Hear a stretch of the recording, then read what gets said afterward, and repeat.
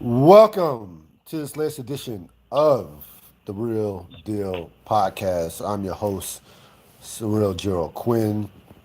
On this 29th of May 2019, as we discuss the world of sports and pop culture, I am joined by one Robert Sapp. How you doing, Mr. Sapp?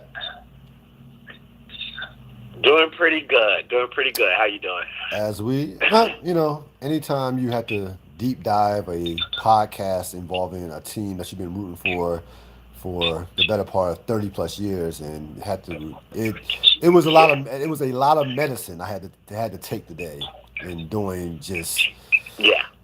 how did we get to this point, and we'll discuss this. And I it's one of those things where you have the answer, but once you will continue, once you deep dive, the truth just keeps smacking you in the face over and over, and there's nothing you can do about it. It's like, yep, this is what, Nope.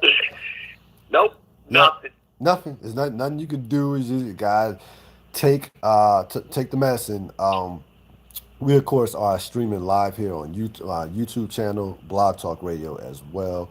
Podcast should be available anywhere from 15 to 20 minutes after the broadcast is over on YouTube. As far as Blog Talk Radio, that should be available basically almost immediately. They normally put their stuff out there quicker, so stay tuned. Certainly, stay tuned for that. We hope to be joined by one Chad Quinn, who's supposed to be on as well. So he might come chime in and give his 2 cents on the Yeah. state of the Los Angeles Lakers.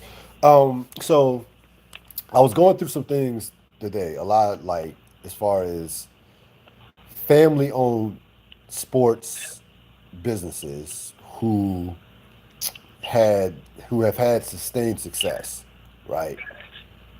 And the one that came to What my you come up with?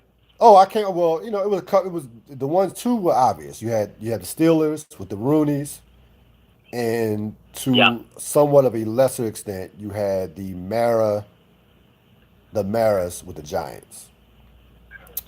Okay. So now, of course, the Maras alone now, Steve, of course, Wellington Mara died,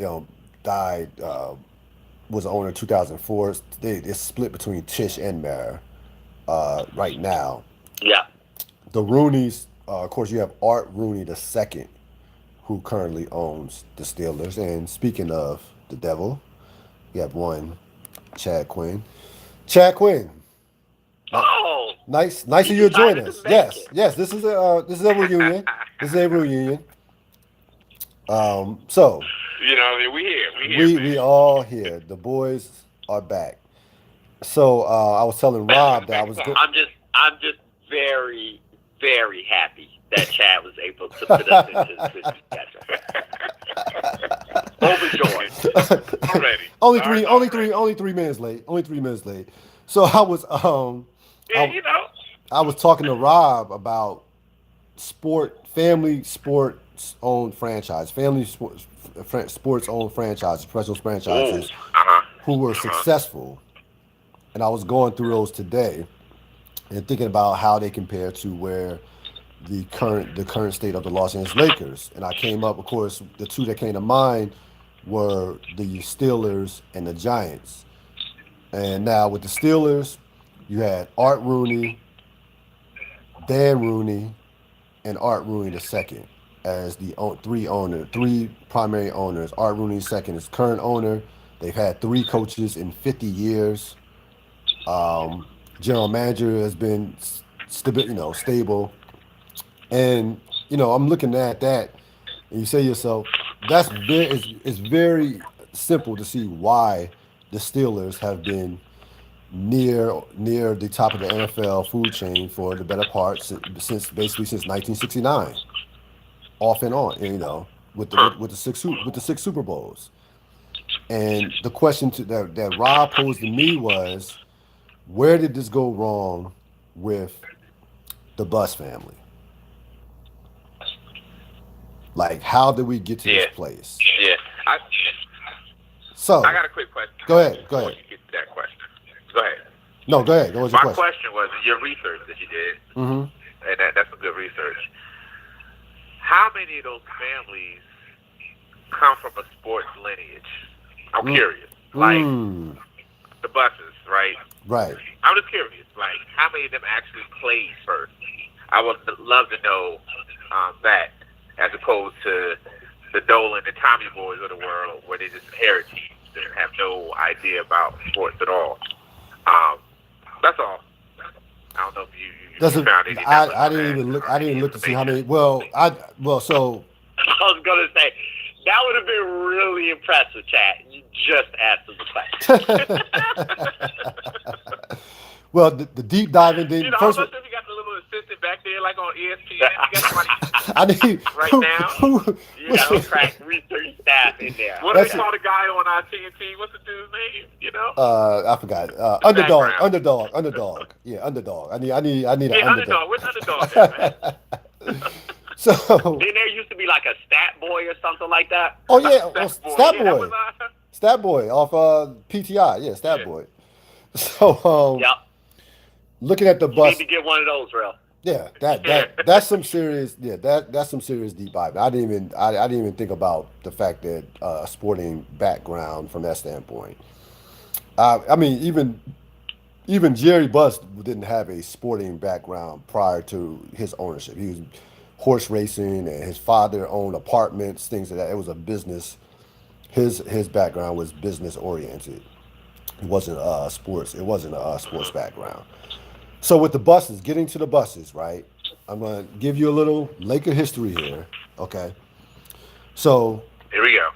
yep. Yep. Give you a shortened version of Laker history. So Bill Sharman, who is one of the few people on this earth that has won a championship as a player, coach, and general manager, was really the first prominent front office man the Lakers had, and put together the teams that won championships in the early '80s, the '80 team and the '82 team. Who was Bill Sharman's scout, who was learning under him, doing the grunt work, and probably was getting Bill's coffee. Phil Jackson. No, not Phil Jackson. Come on, Phil Jackson wasn't. We didn't even know who Phil Jackson was in 1980. Jerry West. Jerry West, the logo, who at the time, yes, who at the time, Of course it was Jerry West. yeah, of course it was Jerry, but who at the time probably retired as the Lakers, when Jerry West retired as a Laker player in '72, as probably the greatest Laker at that point of all time, at that particular time. This is the early '70s. He's scouting. He didn't just walk into the I'm vice president. No, he was a scout. Bill Sharman retires. Jerry West takes over. You have Mitch Kupchak under Jerry West for the better part of 20 plus years. I think 86. So Mitch Kupchak started along with Jerry West as his assistant, basically learning under him in 1986. He takes over for Jerry West in 2000. Now, a number of titles, success. Now you get to the point where Mitch Kupchak is running the show as far as personnel decisions outside of major contracts. Jerry Buss didn't want to pay Shaq in 2004. That was a Jerry Buss decision. That was not Mitch Kupchak. You know who's learning, or supposedly was learning under Mitch Kupchak? Take Who was it? Jim Buss. Jim Buss. Yeah, no. So Jim Buss wasn't scouting. He did no director of personnel. None of that. I'm Jerry Buss's son, and Jerry Buss probably told Mitch, you know what? Let him run along. Teach him the ropes. Teach him the ropes, Mitch. I believe in you. I'm good. I'm about to go to this Playboy Mansion and get these 30, 20, 35-year-olds. I'm good. Whatever. We know what Mitch Kupchak, not Mitch Kupchak. You know what how Jim Buss feels about scouting and how hard it is. I'll read you a direct quote from the Jim Buss, and this is a quote from 1998. Pull it up here. Evaluating basketball talent is not too difficult. If you grab 10 fans out of a bar and ask them to rate prospects, their opinions would pretty much be identical to those of the pro scouts. So that is that was the Jim Bus mentality.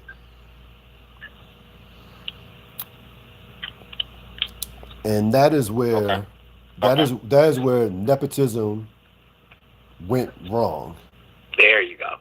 It's where nepotism went That's the wrong word. That's what because we're looking for. now Uh-huh. this was part of the Jerry Buss succession plan. Jeannie, you handle the business, okay? Which she Yep. was Jeannie Buss is the Laker business has not stopped growing. The Lakers are worth $3.7 billion. Got one of the largest television contracts in basketball, number two behind the Knicks. And they're the second most valuable franchise behind the Knicks. All those Knicks. All those Just show Knicks, up. they always Yep. show up. So the business aspect of the Lakers is as good as it's ever been as far as from a business standpoint. Still, they can print their own money. We understand this. They can afford to pay over the luxury tax. So Jeannie Buss has the business aspect down packed. But Jerry Buss had a Are we still talking Jerry. about 1998? Well, in terms of what? No, No. keep going. No, that quote came from '98, a Sports Illustrated article in '98 from Jim Buss. That was a quote. Okay. That was a quote. That's not related to Jeannie Buss. Just please ignore Rob, maybe. So Jim Buss, the Jerry Buss succession plan included eventually once he was getting older and his health started failing, for Jim Buss to take over basketball operations and be making decisions, making all important basketball decisions.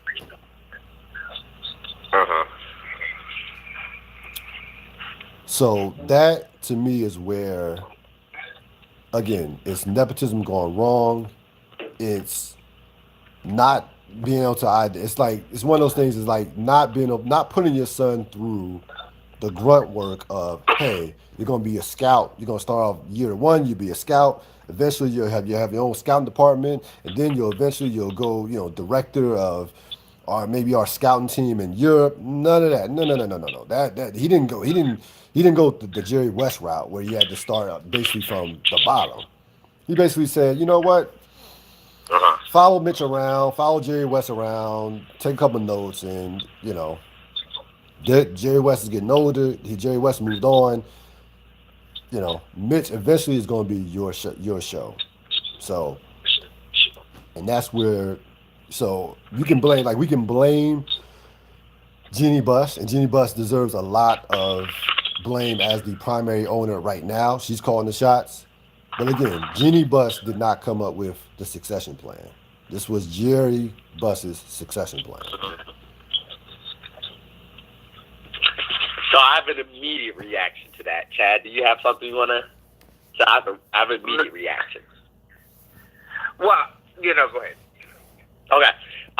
So my immediate reaction to that is I remember, so I'm pausing right before the comment you said about Jeannie running it now, right? Yes. So I remember that time period well, and I remember all of that conversation, right? And so the conversation was like, Jim Buss, he's the worst. He's the worst. He's the worst. All the Lakers ex-players, particularly Magic, were just like, Jeannie needs to run this show. Jeannie needs to run this show. So all that happens, right?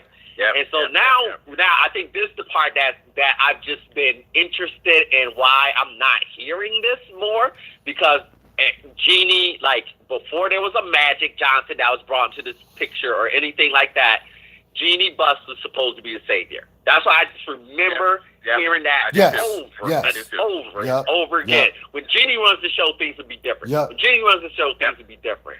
And so now that we're here, and I think that was more when I was what I was thinking when I texted you that question. It's just like, all right, so it looked like the easy target was going to be LeBron. That's who I thought for a while everybody's going to be able to vent their frustration on, right? But then Magic comes in and takes the bullet in his own way. He takes the bullet, and then finally, after all of this time, I'm just now starting to hear Jeannie Buss may not be great at this part of the job. And now I also have pushback on property, how values go up and blah, blah. Anyway,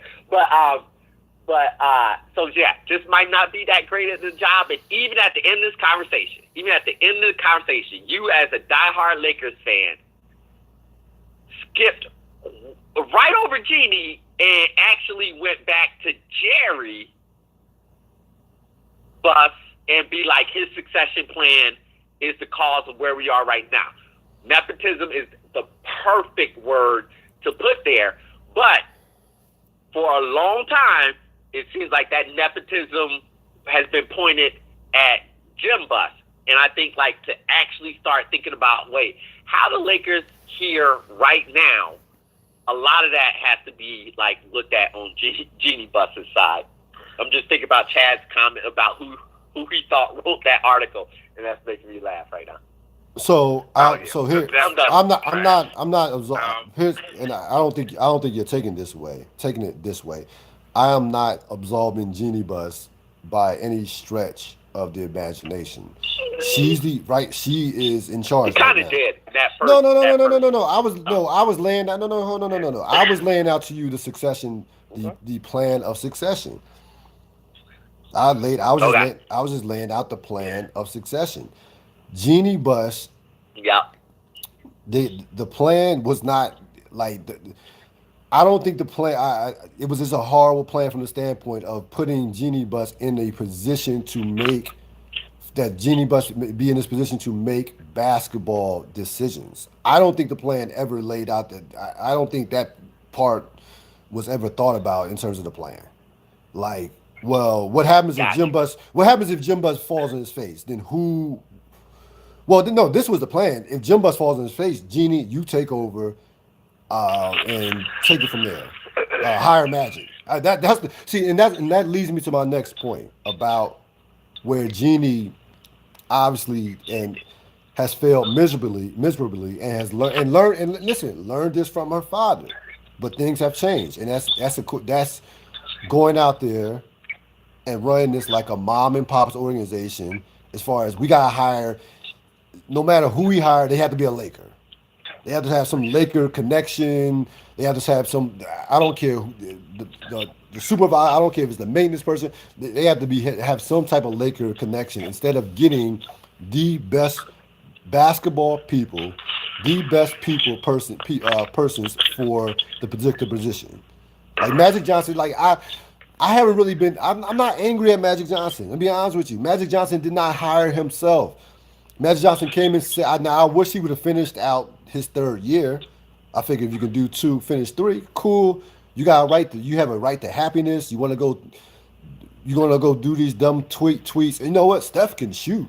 Whatever. You can go do that. Run your businesses. That's fine. Live your life. But if I tell you, Robert Sapp, right? If I'm hiring for a business, and you tell me, like, now Surreal, I have a lot of businesses on the side. I may not be able to fully commit to what you may need me to do. Keep that in mind. And if I hire you anyway, then that's on me. Like you knew Magic Johnson had businesses like all over the country, all over the world. Magic Johnson's almost a billionaire. But you know what? It was about. I just don't remember any of these conversations being had at the time. Let me jump in just for a moment. So I hear the word nepotism. I think it's a great word, but we got to expound upon that a little deeper, And the word I would use is relationships and privilege. This is what makes this whole nepotism thing messy. Because of the privilege, no one, like all the articles you read, the research you did, no one talks about resumes and experience. Like that's not important as far as the Lakers organization with the hiring. That's not even a thought. It's all based on relationships, right? So when you talk about when Rob brought up Jeannie, let's not also forget she was going to be the savior when she might even bring in her boyfriend Phil Jackson at the time and convince him to come back to the Lakers. That was another big thing that was talked about, right? And then you think about the relationship with Kurt Rambis, and all of this stuff is all relationship. Oh yeah, Linda Rambis. We haven't got to Kurt Rambis, anybody's. Linda Rambis, his wife. Yeah, All of it. And I was sitting here to Ron's point. I had to move this around. I didn't do this long because we still got to have a separate conversation about Game of Thrones. We do. We just have to. I don't care if it's on the air. I don't care where it is. We got to talk. So initially, I was looking at Jeannie as possibly Cersei, because they're the Lannisters to me. They're Lannisters. I said, okay, was she Cersei? Because for me, Jim was always Joffrey. He's not even one of the siblings. He's the kid that just got killed. He's Joffrey. But then I was thinking about Jeannie recently, and I'm thinking about all the stuff that's coming up, and I'm like, well, damn, maybe she's Tyrion. But I'm talking about last season Tyrion. I'm not talking about the Tyrion. Not old school Tyrion, yeah. Not old school Tyrion. This dumb one that can't see anything coming is playing checkers, and they're going to play chess the whole time. That's who I'm playing her to. She is the 2019 version of Tyrion Lannister at this point. Because all of these moves that she's made because it ultimately falls under her. You know, it all falls under her ultimately. Like her dad is dead, passed it on to his kids. Maybe he didn't ruin them enough. Fair. But any good business person, even Magic, when everybody knows Magic's lack of education, Magic was like, I'm gonna put smart people around me, and that's how Magic grew up his own business. You know what I mean? So I think she was more concerned of hey, these are my friends, as opposed to this is the intellect that I need around me. And I feel like that's what really, and also when that reckless, and as you talk about the Lakers' worth and all of this, that power just makes you just do whatever. Like, hey, if it doesn't work out, it doesn't work out. I have a whole other segment on Magic that I have a problem with. It's only brief. It's just like Magic turned into Superman. He's gone on his tour, his tell-all book, and I'm not mad as long as Magic understands, dude. If you're gonna talk, they're gonna talk about you too. So be right careful back. what you really want to open up. Mm-hmm. You know what I'm saying? Because you playing this whole victim. Hey man, I'm just Magic. I just came here to smile. I ain't want all this backstabbing. You know what I mean? This is not even me, man. I just want to hug. You want to do that message, you want to. You know what I mean? So I think Magic needs to be careful, just kind of gracefully bow out, because this whole Lakers thing is bigger than him. He's actually in a safe space. And I think it was kind of telling with Magic, we're in day and age of social media. So we saw this hour train wreck of a press conference, and I'm sitting here looking at my phone, waiting for all the Lakers players to say something. Like, dang, we miss you. Oh, they hurt. Crickets. Then LeBron and mentioned it briefly. But that's very telling of the relationship that Magic had with players, too. So as much as I hated that article, there was some truth in that article, definitely. You know what I mean? But anyway, they're the Lannisters to me. I definitely think that nepotism, because, nepotism is a word that black people made bad. White people have been doing nepotism for years. I'm all for that. That's what they do. You know what I'm saying? I'm all for it. They convince us to make it look bad. But the thing is how you use it. It's how you use it. But anyway, I'm done. No, the privilege aspect, I'm gonna basically take care of my folks, take care of my people. So Linda Rambis has basically been called like the shadow owner of the Lakers. She's in Jeannie's ear. She's has this, whatever title that just a title is nothing of significance as far as the title that she has as a Laker.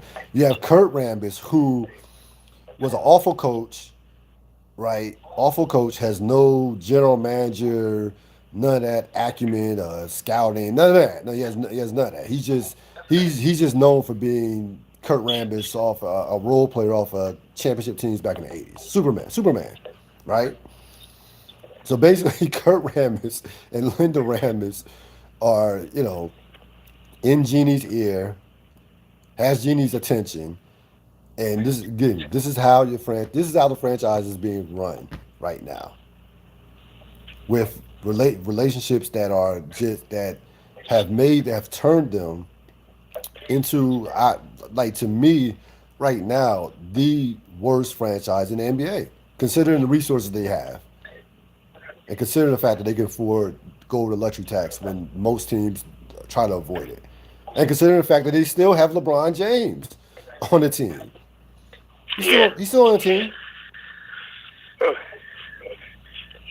This is really quickly. This is how, as I'm thinking, as listening to you talk. This is how disastrous this is, right? You literally have Laker Nation, at the very least, confused about Magic, and some actively annoyed with Magic, and then on the flip side, you have, as split as Laker Nation was about it, you have now unanimously people going, well, at least we have LeBron James. Yeah. That's amazing. That's how disastrous this is. Yeah, it's so layered. It's so layered because even Pelinka, who seems to be a pretty horrible person, Yep. So I like him. you know, nobody likes him Nobody. but Kobe Bryant. It's like everybody still has one person that vouches for them in LA. Like they have not made any unanimous opinion about anything. Like, yo, we all agree on this. That's what's so funny about watching this. It's like there's problems here and there, and I keep going back to this, but it's like, how did you pick this team? Yeah. Like, it's one thing Yeah. to say we're going to bring Magic in the room. You got two knuckleheads?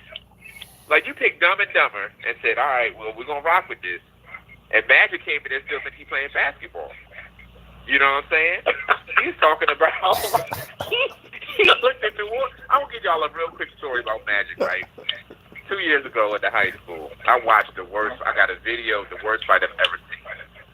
I hate to see kids fight first and foremost, especially black kids. But that's not why it's the worst. These two boys could not fight at all. Like, you could tell they had no fathers or anybody around. And they're fighting. And this is a true story. In the middle of the fight, the one kid gets hit in the back of his ear because the guy threw an awkward punch, I guess. And he looks at him and says, ow. Like, dude, why'd you do that almost with his facial expression? And I'm like, so you know you're in a fight? Like, who says ow? I've never seen in all my years of fighting and seeing fights, I've never seen someone say ow. You know what I mean? And I feel like that's what Magic did when he was trying to make this trade with Anthony Davis. He was like, we thought we were working with someone acting. And Magic, what are you talking about? What are This you is a trade, dude. Like, what do you think they're going to be honest? You think they're really going to be honest and say, all right, Magic, we'll shake on that. We're going to do everything you said today. I'm like, Magic, please wake up. Please stop being this dumb. You don't have to be this dumb. You know what I mean? And that's what's really frustrating me about him. Because he keeps talking about, man, this ain't for me. Why did you do this then, sir? They might mess around taking stats when you keep playing around. You know? But anyway, like I said, because he really needs to stop. He really needs to stop. You know, Pelinka's playing a little smarter by just being his crazy self and quiet. But I'm not going to lie to you. As a Knicks fan, it feels refreshing. I feel supported. I feel understood. I feel heard.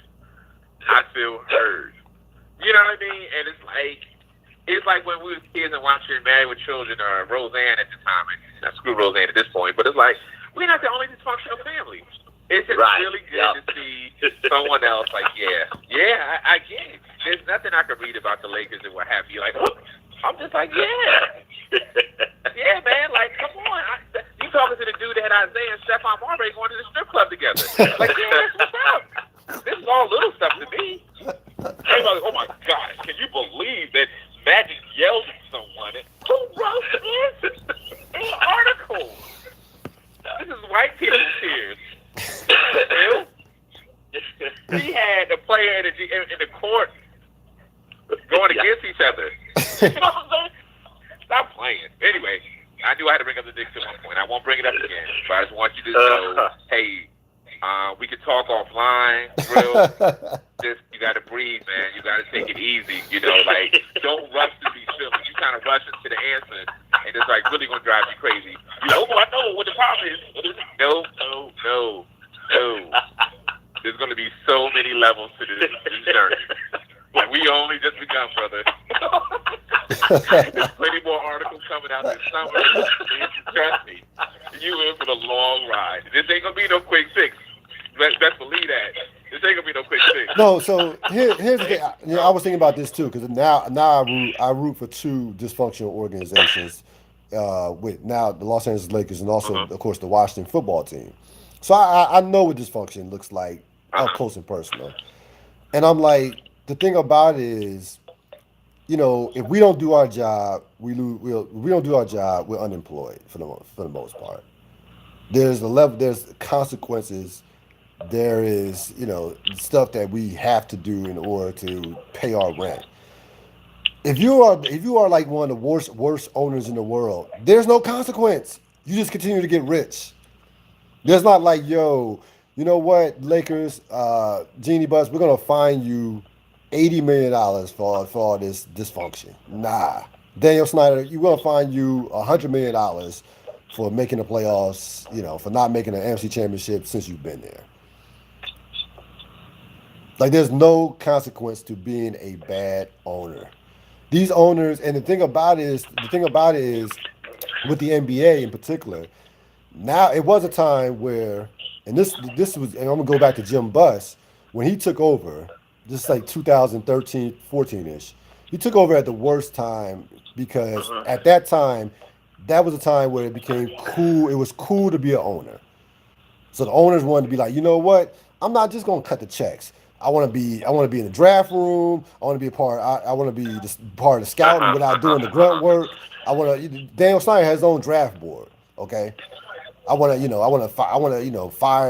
I'm firing coaches. I'm firing general managers. I'm doing whatever because you know what? I'm going to get rich regardless.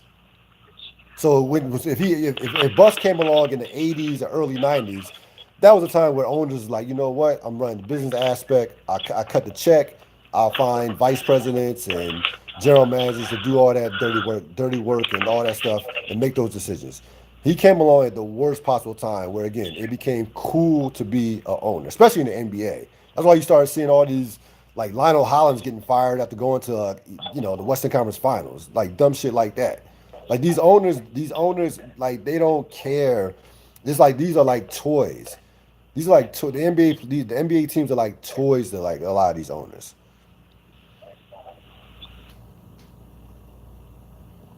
So Buss came back. He came along. They are.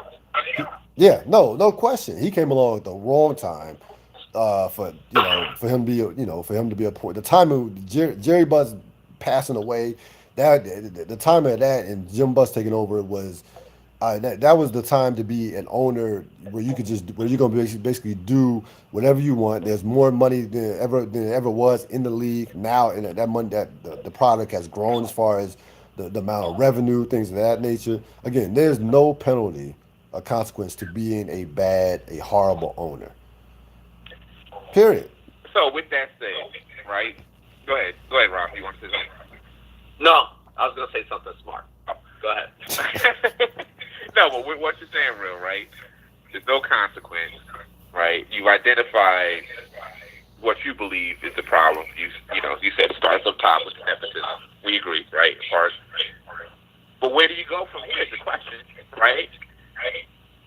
Like if they're just going to continue to be reckless, make money, where do you go? Because, and before you answer that, I want to say, like, just on the eye test and what the NBA's look like, we can all agree that Adam Silver's done a pretty good job so far, right? No, yes or no? Yeah, you nay? Yeah, I mean, he's been fine. One thing I like about I'm fine with Silver. Yeah, fine with him. But one thing I have liked about him is his ability to hear problems, listen, and correct it, or at least try to.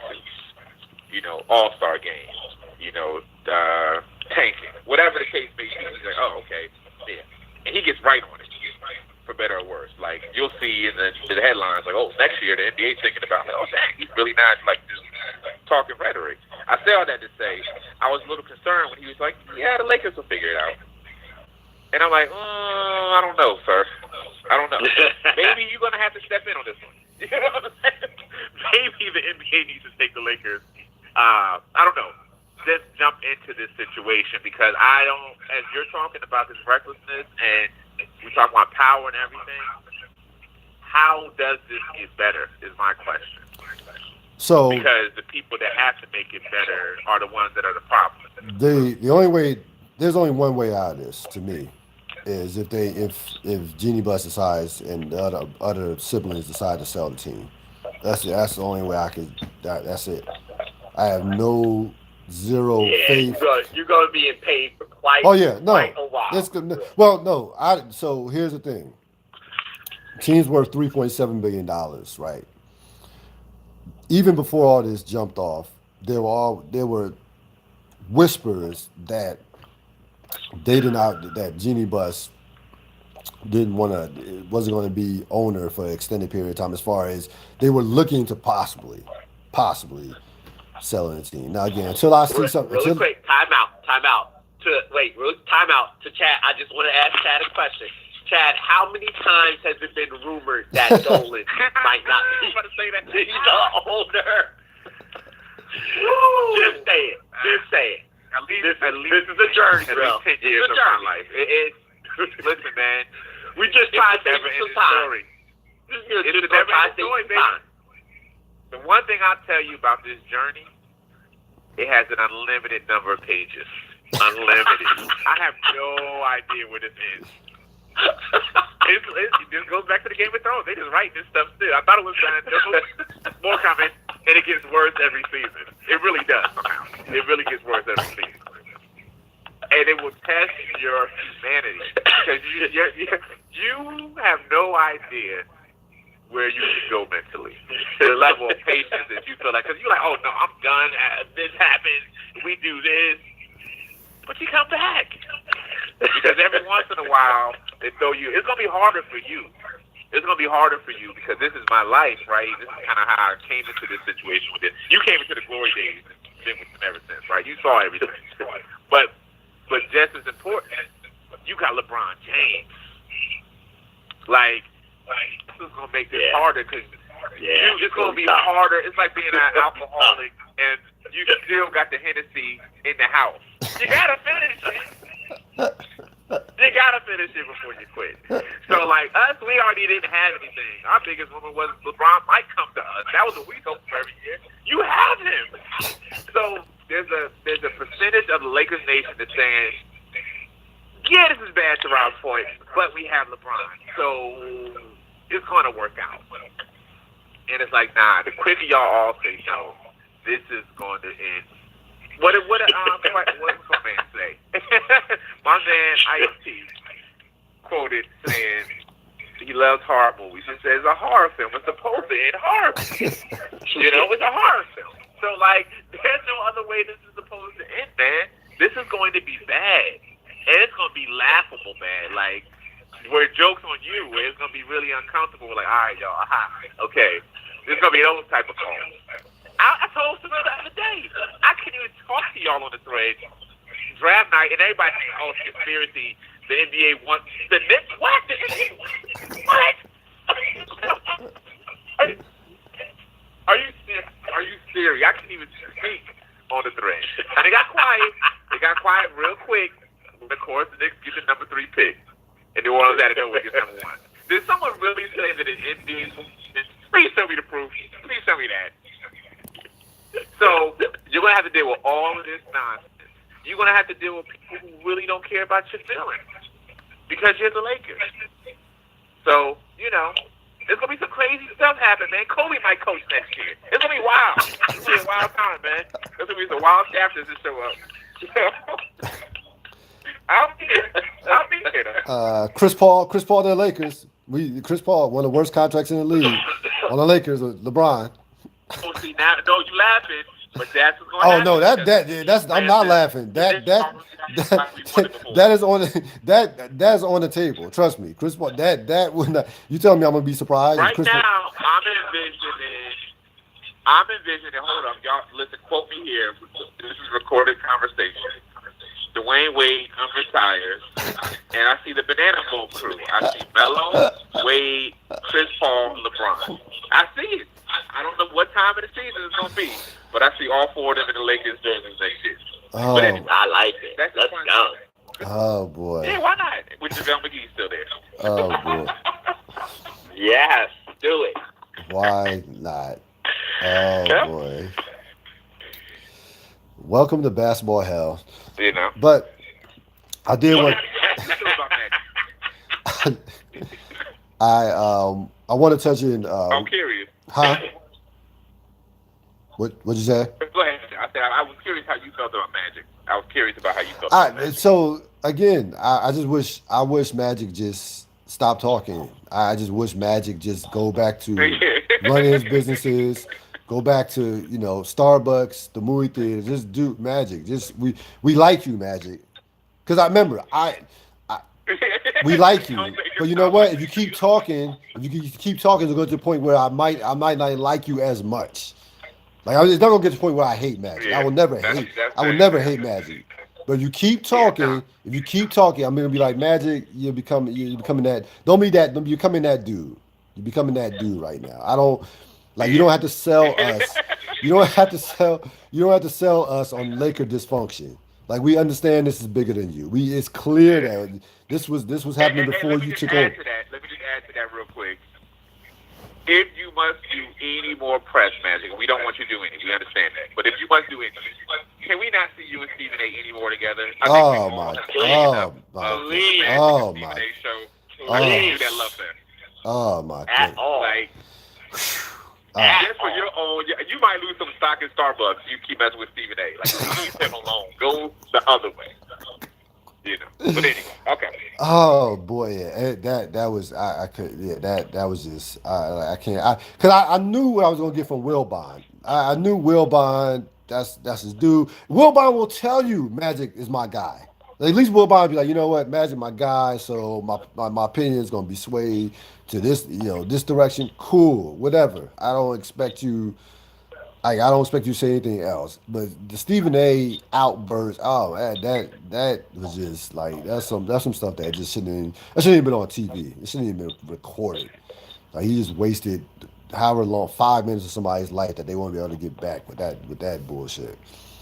Finals tomorrow night. Only the Lakers could like just completely not like wipe out the finals, but just overshadowed what I think is going to be a very good series with Golden State and Toronto. First time in 5 finals that Golden State will start on the road. Games 1 and 2.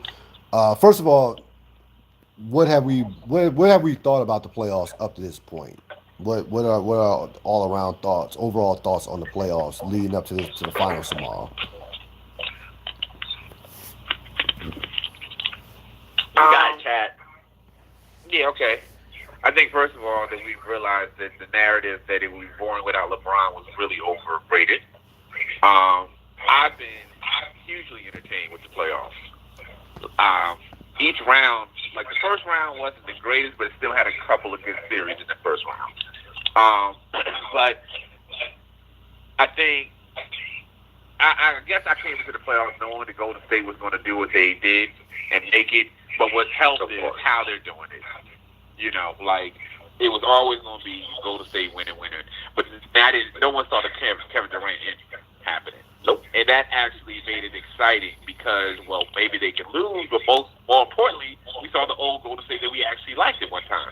Yeah. So that's been fun. I've never seen, and I was thinking about a lot of series, I've never seen 2 more humble superstars going head-to-head in Kawhi Leonard and the Greek Freak. You know what I mean? Normally it's some type of ego or someone's a jerk at least in the series. And I'm like, dang, you really want both of these dudes to win. And it shows you the power of sports.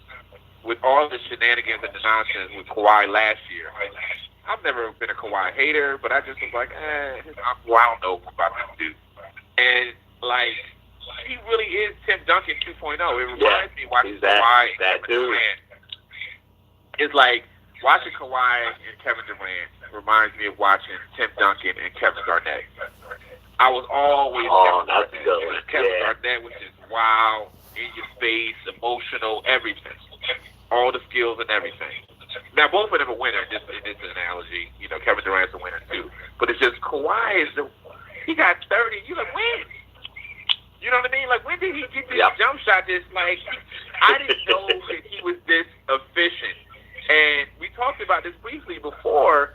Hey, listen, not only, you know, the catchphrase was betting on yourself, but hey, you know when you're healthy, right? We've seen it happen with Gordon Hayward, right, who the NBA just gave a whole white boy pass of his terrible year. Paul George didn't get that pass, but you saw the players that came from these injuries, had to build themselves back. Kawhi came into this season balling, and when he was like, yo, I'm not playing today, they was like, oh, okay. And no one really liked it. None of us, because it's new territory. We're not used to us doing what we want to do. So it's really hard concept for black people in general. It's like we get offended like white people, like, oh, how dare you? You get paid. I'm about to get in somebody's comments on an article. And then you see what happens. And it's like, oh, okay. Wow. So it's very refreshing for me to see this finals, this playoffs. It's been entertaining, a lot of different storylines. I see how quickly we ignite somebody, like I told Cyril. We ready to put Damian Lillard as the second best point guard, and then I'm like, slow down. He is. Slow down. He still is. Like, that was very personal series against Westbrook, and then after that, you look like the Damian Lillard that I did. No disrespect, great guy. But I was like, just slow down, man. So there's so many different places to go. For all that to say, I think it's going to be a great finals. The rest of the playoffs have definitely been very enjoyable. There's so many memorable moments from this year's playoff already. And then also, I've never seen a playoff so tied to free agency for so many teams. Yeah. You know what I mean? You think about Milwaukee, Toronto, the Sixers, Golden State, and now Houston. Like, all of these teams may look totally different next year. And that's crazy. So, anyway, that's it. So, I was thinking about this with Kawhi, and of course, it comes up, and this was going to come up. You know it was going to come up in terms of Kawhi versus the Spurs. And Kawhi and, frankly, it's not close. Kawhi and Uncle Dennis won. Kawhi is going to get his money. He might get a championship. Uncle Dennis is winning, man. Uncle Dennis like told you. He's winning. Real, I'm coming right in there with you. Like, that's the big headline in my head is just like, they were right. Yes. Uncle Dennis is right. Kawhi they were right. Because, Chad, to your point of, like, the efficiency and, like, the jump, like, that stuff, like the things like that, it's like, yeah, we knew we had it, but everything kept getting attributed to the Spurs system and the Popovich genius and to everybody that worked with him, right? Like, that was the comment. He's so humble, he accepts coaching, and look how they developed him. Look at how they developed that jump shot. Look at how it all got attributed back there. And Kawhi's been that dude. We just didn't know he was that dude because it was all under the Spurs banner. And to their credit, that's what his people around him saw and noticed and pushed him on. And we was all over. I'll say about that. I was all over him at the time. I was thinking about that. But they were right. They were 100% right. I cannot look at anything that happened this year and go. They were 100% right with everything. No, I'm sorry. I just wanted to apologize, too, because I told Cyril during the free agency, I wouldn't bet on Kawhi. And I said, we don't know how he looks outside of the system and where he is mentally. I said that. I know it. Like, I know I wouldn't have taken a chance on him. So, yes, you're right, man. Good old Uncle Dennis is smiling now. And the funny thing about Uncle Dennis, to your point, Rob, you can say that was real care because he ain't been LeVar Ball in the family. He not up in the press. He not DD the videos. We all were sold that narrative. He was like, no, I'm speaking up in this moment because Kawhi's not a third. But once everything went down, we ain't even heard about no Uncle Dennis this year. He's chilling. Where's he at? You know, because he's like, it was never about me being seen. It was about making the right move and the right fit. So, yeah, kudos to that, man. Ain't nobody. Us saying apologizing means nothing to the viewing audience. Right. You know what I'm saying? I want to see those real analysts out there owning that. I would love to see that. Like, just have a discussion about it. I mean, and again, I love the Spurs. You have to love everything about the Spurs organization, Popovich, R.C. Buford, Peter Holt, the whole 9 yards. But the bottom line is, I felt like if I'm Kawhi Leonard, and they were talking about, I read an article a couple of days ago about what went wrong with it. What went wrong with that situation was a lack of trust. He's telling them basically, I'm hurt. They basically didn't believe that he wasn't. That they basically believed that he wasn't hurt. That he was trying to use the injury to force his way out of San Antonio.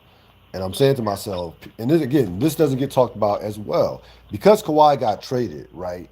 That eliminated him from getting the super max. Okay. Super max. So he can get when he finds signs in free agency. If he signs with Toronto, he's gonna get 191 instead of like 221. If he signs somewhere else, he could sign for 4 years, $141 million. Nobody talked about that though. Yeah. So, What are our thoughts? Okay. So go ahead. You think it's going to be a good finals? Go ahead. Yes. I think the final. I have a lot of respect for Toronto. I think Toronto is battle tested. They took the hardest road that you could possibly take. I thought Orlando was a tough first round series. Orlando was playing great at the end of the regular season. Had some matchups that gave them some issues, even though they went through them in 5. The Sixers. I'm not. The funny thing about Toronto being in the finals, I didn't walk away from either one of their wins against Philly or Milwaukee thinking that they were the better team. That's the crazy thing. I'm like Philly is. I think Philly probably is a little bit better. I think Milwaukee probably still. I still think Milwaukee probably is a little better. So that they're a great defensive team. Obviously, you got the transcendent superstar performance that you needed to get out Kawhi. Kyle Lowry, all of a sudden, that dude finally woke up in the playoffs, and Fred Van Vliet. Shout out to Fred Jr. Let me give you some numbers of Fred Van Vliet, after Fred Jr. was born. After Fred Jr. was born, this dude was averaging 16 points a game, 68% from the field, 82% from three-point range. 14 out of the last 17 3-pointers he's made. So, can we go back to that Kyle Lowry comment? Yes. Yeah, I want to go there. He had a great series against Milwaukee. He really that's the best. Happy for Van Vliet. Happy for him. But has Kyle Lowry? I've heard that a few times in different places. And I've been watching these playoffs. Right. And I've been watching Toronto. Right. And at no point in time have I gone, man, Kyle Lowry is really doing any number of things. At no point in time was that ever my takeaway from any of those games. Well, no, Milwaukee. No. Milwaukee series. He disappeared in, got soft pedaled a little bit this time. The Milwaukee series he played well. That guy is there. The Milwaukee series he played well. That he played down the Sixers. The Sixer Orlando series. He was his normal Kyle Lowry no show for the playoffs. A game here, a game, maybe one good game of series. The Milwaukee series, Kyle Lowry played well. He played well in that series. He really did. This is why I think you're both right? Because I do think that, just to be clear to everyone listening, Kyle Lowry is James Harden East when it comes to the playoffs. That's known. He's You with know, a but lot the less funny thing talent. is, Yes, with a with a lot lot less less talent. talent. But the Yes. funny thing is, Hmm. their narratives are created for different reasons, right? Like James Harden, once again, didn't do anything for me when it counted in the Golden State series. However, he No. had a quiet 37 one game. And I said those numbers are deceiving. It was not an impactful 37. You know what I mean? Like he did not show up in the big moments. So that's why I say numbers become skewed. Now on the flip side, Kyle Lowry a lot of times his presence were bigger than his numbers. He only had that first game against Milwaukee, they lost and he dropped 30. He was hitting threes, he was doing everything. Right. But after that, to Rob's point, he's looked very average. But this is what happened with Kyle. The expectation level is so low at this point. Yeah. So he's not playing like an all-star. An all-star point guard on, you know, the best team now in the East isn't giving you 16, 18 points and you're like he was falling. That's not all-star numbers. But that's what Kyle will give you.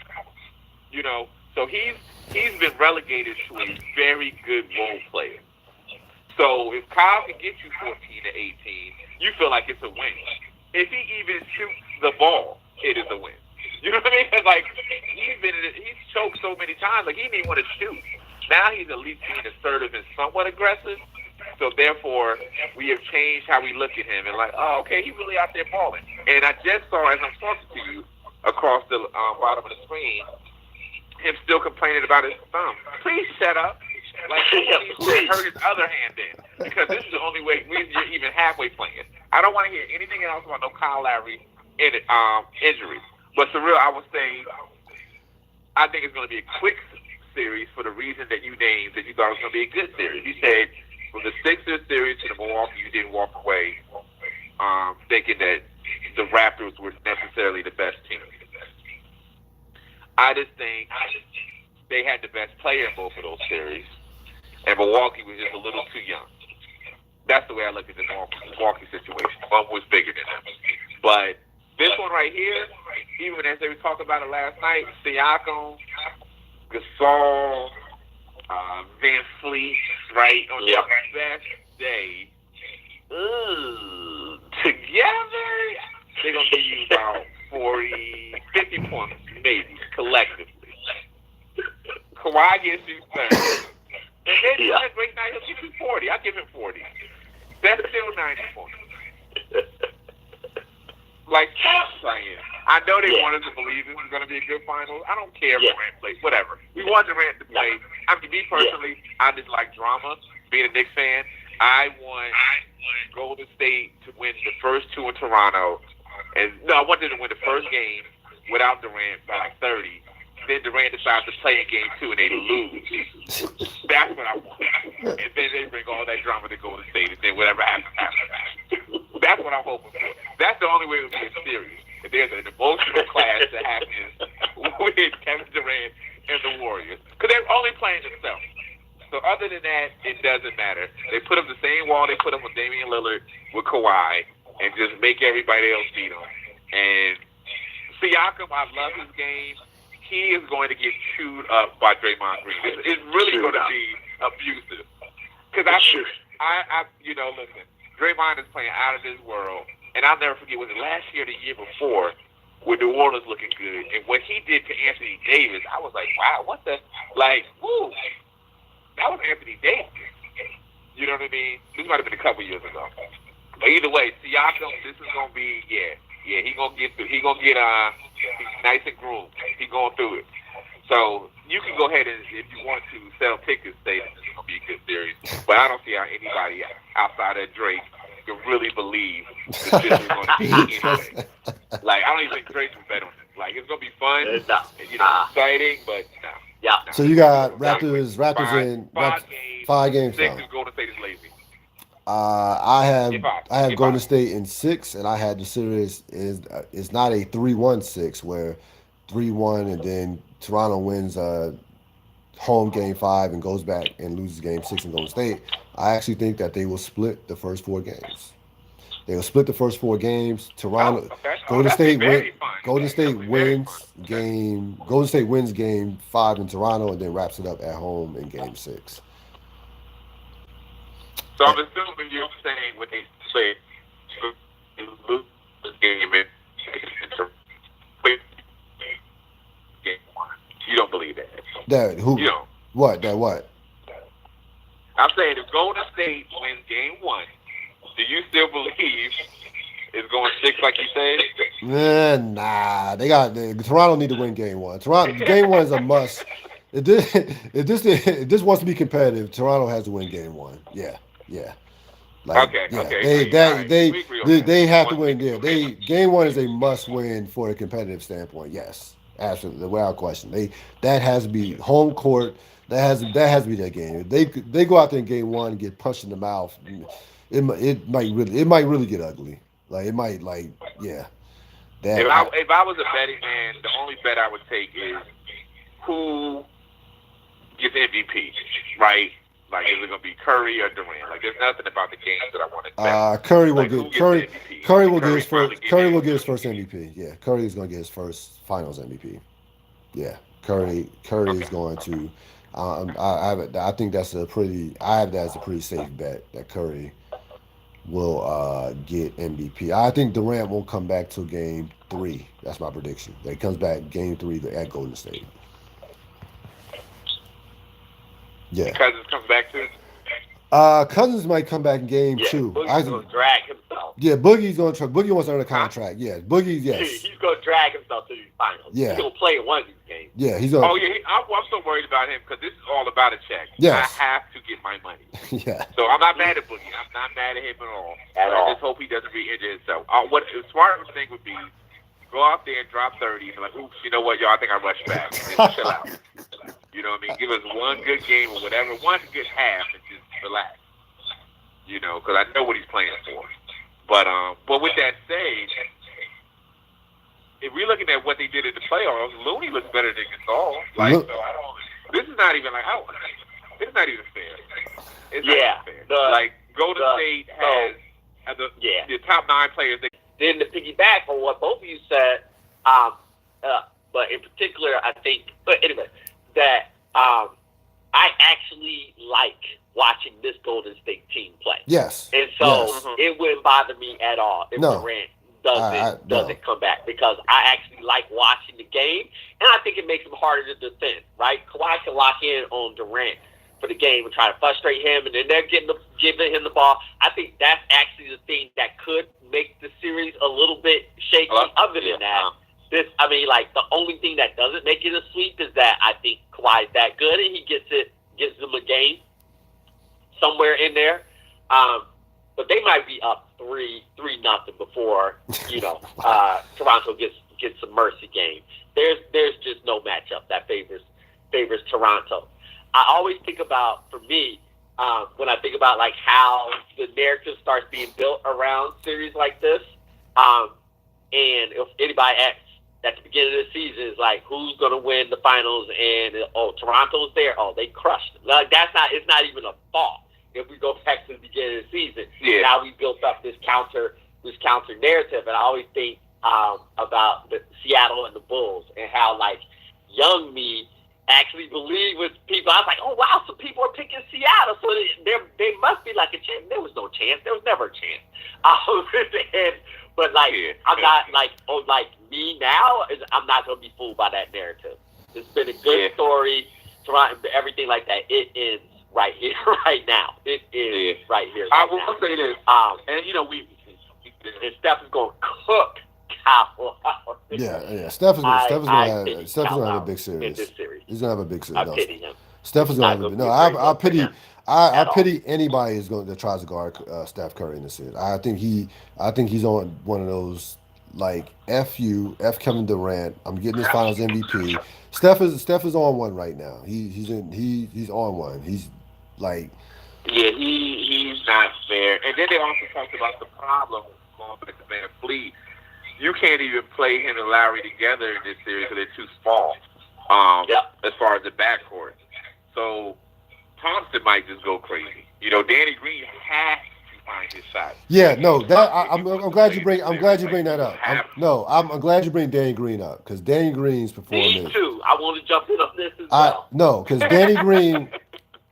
Because Danny Green he has finals experience. This is a guy who broke the 3-point yeah, record in the finals back in 2013 with the yeah, Spurs. So he has finals experience.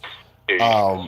You want ideally, if I'm Nick Nurse, I want Kawhi.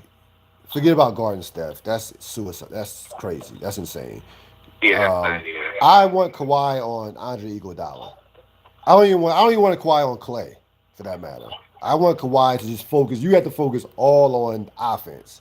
Don't even worry about defense. Worry about defense from the standpoint of rotating things like that. I don't want Kawhi anywhere near Klay Thompson or Steph Curry, especially if Durant's not playing. I like to me, you have to.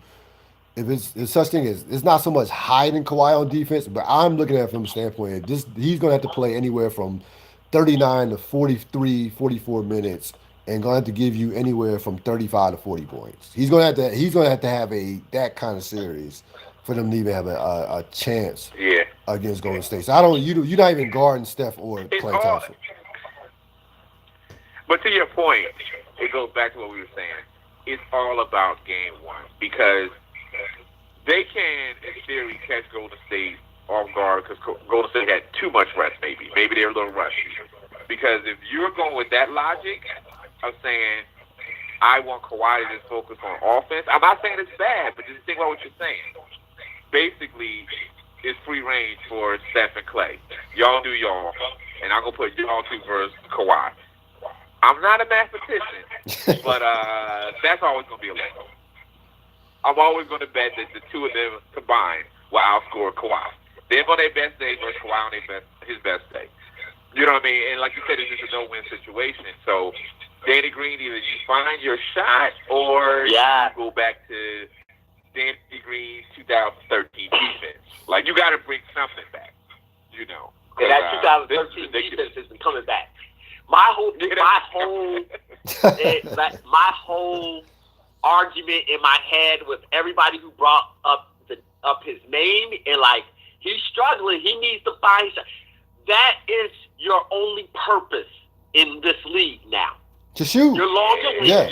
I was kind of joking about the defense, but definitely not the 2013 defense. You can get in the way, and that's fine. But your job is to make shots. Hit wide open threes. That's your job. That's it. Yeah. That's it. That's it. Garrett Dudley rolling over his grave.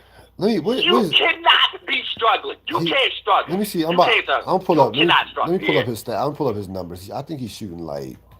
Let me pull up his. I think it's abysmal. He's shooting like 19%. Yeah, I think it's something just it's insane. Yeah. Wow, that's even worse than I thought. I was like 22 or in 24. the playoff. I'm pulling. That was the last one I heard. I'm pulling up his playoff. 19? I'm pulling up his playoff stats now. Hold on. He's shooting in the playoffs. Come on. What is it? Wait a minute. Okay. No. It's not. Actually, it's not as bad. It's not. Wait a minute. It is bad as I thought. All right, 3-point. All right, from the field. No, wow. So from the field, he's at 32% from the field. From the 3-point line, he's at 31%. So it's not as bad as I thought. Okay, but so I'm gonna do. It was hard on Milwaukee series. He shot like 19%. Now it's time to be very radical. In the Milwaukee series, the weapons on the bench. So Powell didn't start. He didn't start Powell right away. Forget Danny Green. Mm-hmm. Danny Green come off the bench and to get in the rotation. And if he's hitting a shot, he gets 7. Exactly. Powell's been a consistent fine. player. Otherwise, you're not playing more than 3-4 minutes. I got for you. No, and you got to go with the hot hand. Outside of Kawhi, Powell has been able. Yeah, Powell's been making shots. Yeah, Powell. Yeah, I agree. I'm going with him as a 2. I'm starting him. Like, we need all our firepower right now because we can't afford to go in early. So we got to try to make this game as competitive for as long as possible with Golden State. Maybe they'll get abused. Maybe they'll get bored. I don't know. But we just want to try to maybe they play around with us and before they know it. Like, oh, there's 1 minute left. It's tied. Oh, maybe they'll get into a situation like that. You just got to hope. You know. Hope. Play your best and hope. I mean, but this is what happens. like Rob, to your point, when you was a little kid and you're hearing about all these analysts say this and that. Sometimes all we have to do is just listen to what we're saying. For us to even be having a conversation about Powell and Danny and what they have to do, oh man, like, come on, you're in trouble. You're in trouble. What are we talking about right now? Talking about they listening like, what is it doing us? You're really putting that type of pressure? Come on, that's not even fair. That's like you saying because Barcelona has to give them 20 a chance. He has to if they want a chance. Like, stop playing. Like, go out there, have fun, man. Like, I'm that coach that just wants everybody to play. No one gets hurt. We're gonna pray before the game. Everybody gets some sleep. We're gonna go out there, hey man, give it a good old 1-2, and we'll see what happens. There's no chalkboard. There's no messages. It's just, hey man, did you sleep well? And I hope you ate. And let's go out there and do it. We got to the finals. We're here. First time we made it. We made it. We here. I mean, it's been a good month. It was a good May for the North. It was a good May for the North. Yeah, Toronto and the Stars. Oh, I was happy. The North is winning right now. Man, it was. Yeah. The North. It was bittersweet, man. It's like that. You know, when these moments happen, like when Mark Jackson started going to State. The first person I thought of as I was thinking, for Toronto, I was like, dang, did anybody call the Roses? Like, oh yeah, how quickly things change. But I will say 1% of me says, okay, if I just want to be silly and create story narratives, we think about LeBron when he beat the best team ever. Kawhi is on a very historical one himself. I'm just intrigued, not about like they're not going to win, but I just want to see how he's going to play. I'm really intrigued to see how he performs against this Golden State Warriors. Like, if he's still going to get 35 points a game, like, I just want to see it. Like, I don't believe this run he's been on. Because it's been, like, this methodical. So, anyway. No, I think Kawhi has a hell of a series because I don't think they have a fantastic matchup for Kawhi on the other side. It's just going to be it's just not enough. A war. Yeah, they have too much. Yeah. Well, we'll see. The next question is just like, does he stay? Whatever. I was just gonna go there. Yeah. Now, so there have been, again, nothing. Everything is, of course, in speculation mode. My thing, I think I just can't see him. I can't. But people don't realize how much these players care about lifestyle. And how, like, he's he's from LA, it's warm out there. I don't see this dude living in Toronto for the next 4 years. I just don't see it. I don't think the result will have any impact on his free agency. I think Kawhi is gonna be a Clipper next year. I'd be surprised, shocked if Kawhi is not on the Clippers next year. That's just my personal opinion. I don't think. Again, it sounds cute. He hit the shot from the corner. It bounced 4 times. He's endeared. The city loves him. Sure, that all sounds great. They had a great playoff run, but I don't see Kawhi Leonard living in Toronto. Man, Kawhi with Clippers would be really scary. Yeah, I just like the way that team could be built around him with the pieces they already have. It's just too many. It's just like you said. It's too many possibilities. The Clippers have stabilized their organization. They can go out. They can make a deal to get Kawhi and trade for Anthony Davis, or even get another free agent if they want. They have so many pieces. They can make. There's a plethora of things that they can do. Just even besides signing Kawhi Leonard or Durant or whoever. But the Clippers, to me, the last thing I'll say to you, going back to the Lakers, I just want to make sure you really understand the journey you're going to be on. Because you already, it's kind of like, you remember they did that installment of The Incredible Hulk, and they're talking about how it was already in his DNA to be crazy anyway, basically, and you already had the crazy gene. You already have that Nick crazy gene. I don't know how to define it. Because you had this narcissism that me and Rob have seen for years, where everything's about Kobe or the LA anyway. Now it's about to be magnified, right? So every conversation about basketball, like as I was driving home today, I was trying to figure a way to bring out Melo in this conversation. Now, I could have, I decided not to. But this is what happens. This is what's going to happen to you. I'm watching this final as a fan, but everything I'm thinking about is how does this impact the thing? That's all I'm thinking about, really. I'm talking like as a normal person and whatever, but it's always like, how does this play out? If Durant doesn't play at all, will he be mad and be like, oh, well, they don't need me, I don't need them? I'm thinking it's all about my team. And I just want you to understand that. Just really own where you are in life. You know, because you do this for a living. This is your thing. So at least I can walk away from it. Like, this is your career. This is your art.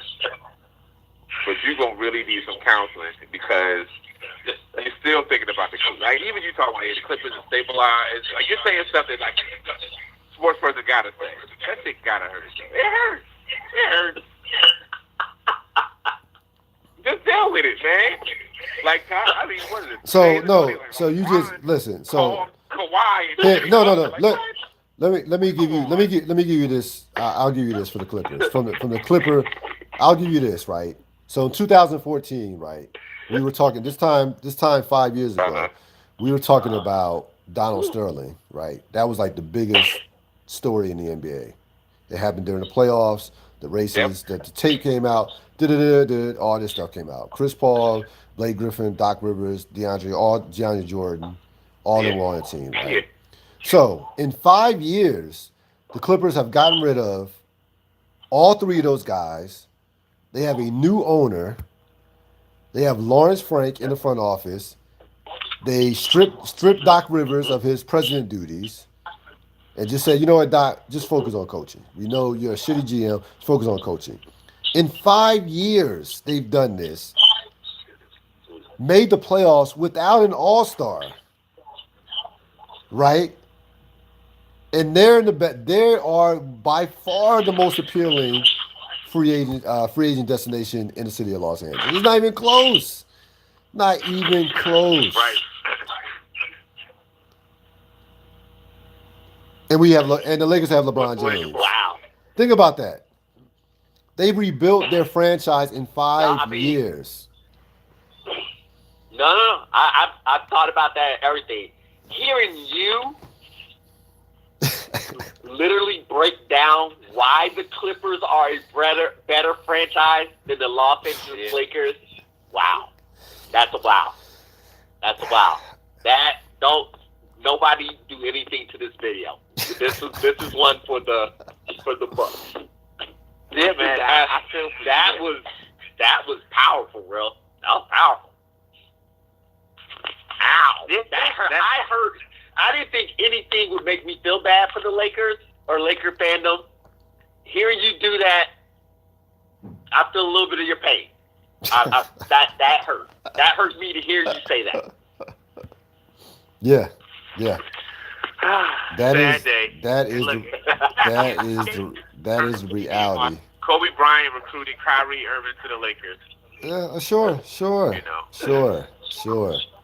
Yeah, but this is all the headlines will be, man. Everything about your team is a headline from now on. Yeah, that's all we have is headlines. That's all it is. That's man. all we have is headlines. It's headlines and failed experiments. You know, that's what it's gonna be. That's what it's gonna be, man. Like, Yo, can we acknowledge? Like, here's the thing about sports talk, humanity, the whole thing. We have to acknowledge when we are just full of shit. Like, we just have to acknowledge that. Let's go all the way back to the beginning of this season, when all of those, even before the beginning of this season, when the moves were being made to construct the Lakers. And I either had to have legitimate conversations with people or listen to legitimate conversations of how those moves made sense in the context of having LeBron. To the point where I started to doubt myself. Like, am I crazy? I really don't feel like this is a good mix. At all. This actually sounds like the worst decisions ever. But nobody else is saying that. Am I crazy on this the one? only thing to your point, though, to your question, the only thing that we have not heard yet is that someone that was genuinely trying to sabotage the Lakers. No, seriously. When you put all those names together, it's like, hold on. April Fools. Really? Like, you got the worst of the worst. And they were the NBA filter for, like, crackheads. Like, here you go. Rondo, JaVale McGee, Lance Stevenson, Beasley. You got people that no one even thinking about. 2K would have just said, no, this has nothing to do with salary. Ron named Quinn Parker and Ron Artest again. They would have got And also to add to listen, but only to add to that, Rob, none of them was shoot. It's like, okay, you can't even lie and say at least they're shooters. You just gotta punch them. LeBron doesn't even like. He doesn't even like. Who did this? Oh man. So then, right? So no. You get all these pieces, right? You get all these pieces. Brook Lopez basically becomes Stojakovic, and D'Angelo Russell becomes an all-star. Also, Golden State gets Cousins for the minimum. Y'all ain't even throw no money in. No. So did you? No. But did you hear? Did you hear Magic? But did you hear Magic excuse about D'Angelo Russell? Yeah. So we had to get rid of him. That whole Nick Young thing. So right. So you allow Nick Young to dictate moves on your franchise. A journeyman player who's been on like 25 teams. His emotions are dictated. You know something that came out on social media? Yeah, for real. Magic. This is we talk Magic. Please stop talking. You got the same birthday. Just stop. I'm a Magic fan. I'm so petty. I'm about to make Steph Curry the best point guard ever. Like, stop. Right now, it's getting close, brother. But we just like, ooh, what's up with Magic did? We still there. Oh, Magic. Yo. But if you keep talking and Steph keep winning, we're going to be in a very difficult place. I don't want us to go. Please don't let them be a legacy. That's why Phil Jackson said nothing. Phil Jackson was so damaged from that Knicks thing. He had to just stop. He took a sabbatical from talking for a couple of years. Because everybody already found out, hey, joke on us, the triangle never meant anything. How about that? You know what I mean? Like, we finally start talking about the triangle after the Melo thing. Like, you know what? The triangle's really not that big a deal. Magic, just please chill out, man. Don't say nothing else. Yeah, It's a really bad time. And also, depending on the next article, because they did have to mention in the article that one of the people was a female. That wasn't even necessary in that article, but he yelled at her and said, I don't make mistakes. Like a villain, I guess. Like, who's so fictional?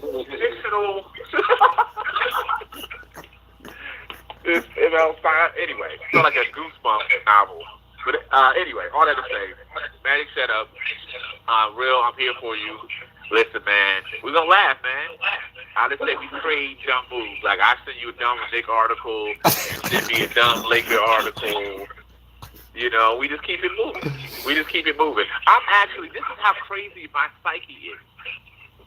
I wanted and didn't want the number one pick all at the same time. I promise you. It's like I wanted it.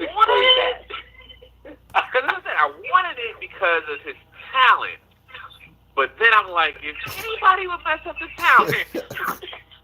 And also, I already heard all these rumors that we were going to trade everything for Anthony Davis if we got it anyway. So it's just like some teams are so damaged, they can't get out their own way. We would have been the only team I know that would have found a way. We would have found a way to mess it up. We really would have. It's like God was like, no more on this young man's heart. You know what?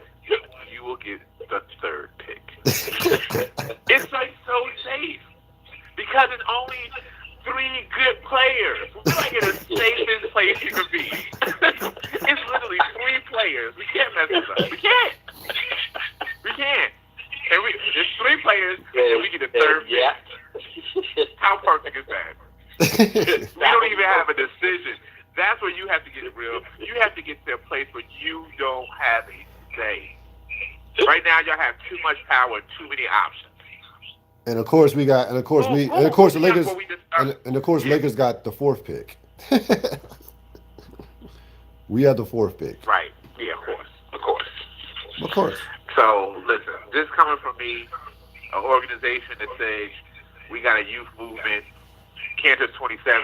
He's too old to play basketball, so we're going to move him for no reason. Hey, it's so many dumb things that happen, you know, because it also comes to, if you don't cut off the head, it's infectious. I told you, Fizdale, he's a clown. But then I thought about it. I was like, well, maybe he wouldn't have been a clown if he didn't come to a circus. So it doesn't matter who comes in there, man. It really doesn't matter. So I really pray for your organization. I joke with you. I don't want you to live a life like me. I don't, man. It's not fun. It's not fun. You know what I mean? I don't want you to just be a fan of the game. I want you to really have a team. That gold and purple. I want that mean something to you, man. I haven't bought anything Knicks related. You know, I get mad when Arnold asks me, why would I watch this game? Is what I tell him. Why would I watch this? No fun, man. No fun. Well, I mean, listen. You're gonna be Kyrie, So anyway. not Kyrie, Durant, Kemba Walker. You know, you'll be KD leading the Knicks. You'll be fine. You'll be fine. Yeah, listen, like I said, headlines and experiments. I told you once again, and y'all think I'm joking when I said I didn't want the draft pick. I really don't want KD. Do you realize that KD responds to everybody? Yep. You're going Yes. to bring somebody that mentally soft to New York? What? That makes no No. sense. Mm-mm. That makes no sense. His mentality, he's so fragile mentally. This is the worst place for him to go. He needs to go to Milwaukee. You know what I'm saying? Somehow. Can we pick him up and trade him in September and get the green? I don't know. I just don't want it. I don't want anything. I don't want that type of fortune. I want a very decent team that just likes each other and plays hard. That's all I want. You know, I don't want much. I don't want much, man. So you want the Clippers? You want the Clippers this year? You want this year's Clippers? You want this year's Clippers? That's what you want. I do want this year's Clippers without Uncle Tom, Doc Rivers. I do want this year's Clippers. Just fight hard, no ego. We play hard every day. That's all I ask. Oh, I don't want Jimmy Butler. He's another cancer. One last one. One last one. I'll let y'all go. So the Rockets have been firing assistant coaches left and right. Should they fire Mike D'Antoni? If you're Daryl Morey, would you fire Mike D'Antoni? Oh, right. So, no. Here's what I say. You have to like burn the whole thing down, right? So it's like you wait it out. Because how long does Chris Paul have there? That contract, he has 3 more years. That's a horrible contract. Ugh. 3 more years at about He's on a horrible contract. $120 million, $30 million. Yeah. Is it one of the worst contracts? Yeah. It's a bad I mean, honestly, I think the moves in the offseason killed them more than the coaching this season, to be honest with you. But they're not going to beat the Warriors. So, I mean, sure, fire him. I don't think it does anything to positively impact that team. Yeah. I basketball-wise and personally hate Mike D'Antoni, right? So I have nothing positive to say about him. But I will say this. Every time you're talking about firing somebody, I'm like, well, who are you replacing them with? You know, I'd rather they just ride it till the wheels fall off. Him and crackhead James Harden just do what they do. Win a bunch of regular season games and do some cool stuff next year and then win me one more year. I do like what they're saying, like, dude, we want to basically reevaluate your contract incentivize him off performance. So I'm all cool with that. But it's like, don't get rid of him. Like, you guys are trying to be like mad scientists and all of this. You're not going to win a championship. You're just not. So if you think that Dan Tony, I say, well, then you give it a Harden too. Like, for real, like, you really going to clean sweep whatever you're doing. But you got to ride that one. You just say, oh, we'll be back. Hakeem didn't win till he was 31. Like, you said all this nonsense right after Golden State beat you. Then you keep D'Antoni and Harden, and you two can sit together and figure out who y'all want to play with. That's what I really do. I'll say, Harden, what you want to do? You still want Chris Paul? I know you really don't care about him. If you want to move him, what pieces you want around you to help you win or make you look good, at least get another MVP. That's all I would do. You're not going to be Golden State. The best thing you can hope for is that Golden State loses Durant and they come back down to earth and maybe somebody gets injured and then it's open season. That's about it. I see the Lakers are stupid, so I'm kind of like with the Knicks where everybody throws any deal at the Knicks. Like, everybody, anytime they think about trading somebody, like, oh, let's call the Knicks. Because the Knicks are going to listen there. That's what we do. And now the Lakers are in that same boat. Like, if I'm Houston, I'm like, okay, we ready to get rid of anybody outside of Harden and D'Antoni. Let's call the Lakers. Let's see if we can get whatever. What kind of package.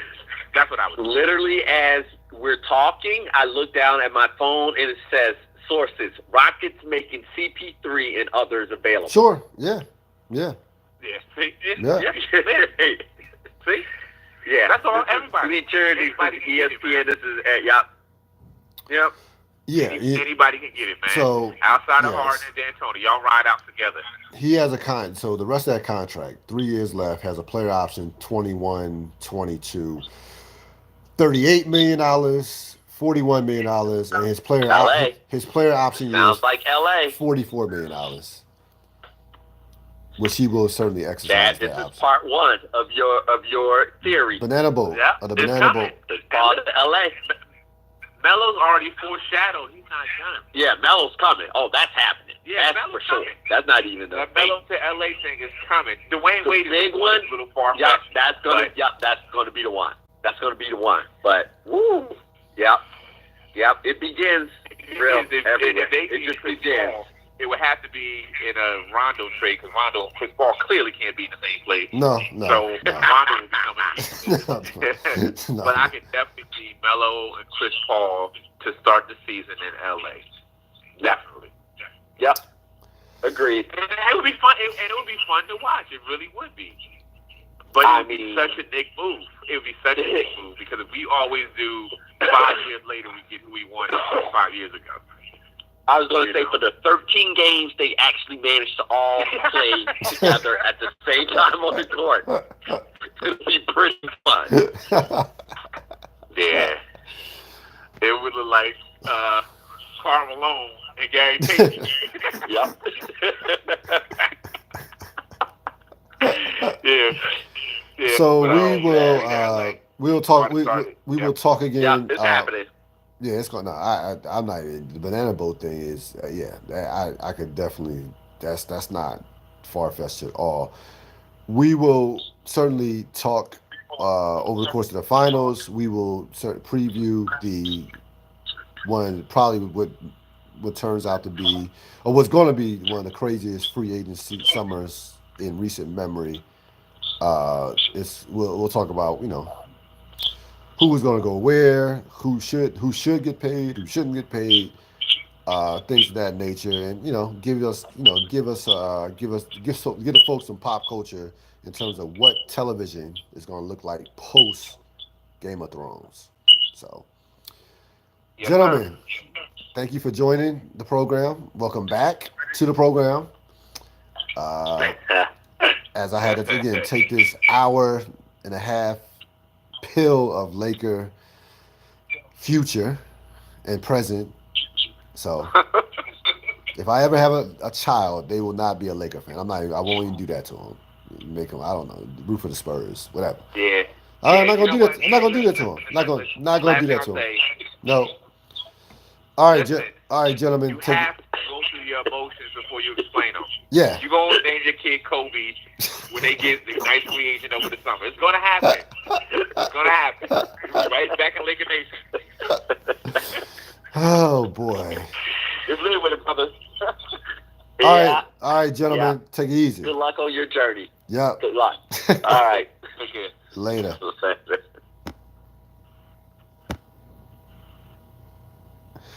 That's going to wrap it up for this latest edition of the Real Deal Podcast. As always, thanks to Rob Sapp, Chad Quinn for joining the programs. The podcast will be up in a few minutes. This is the Real Deal Podcast, telling it like it is with no apologies. Thanks for listening.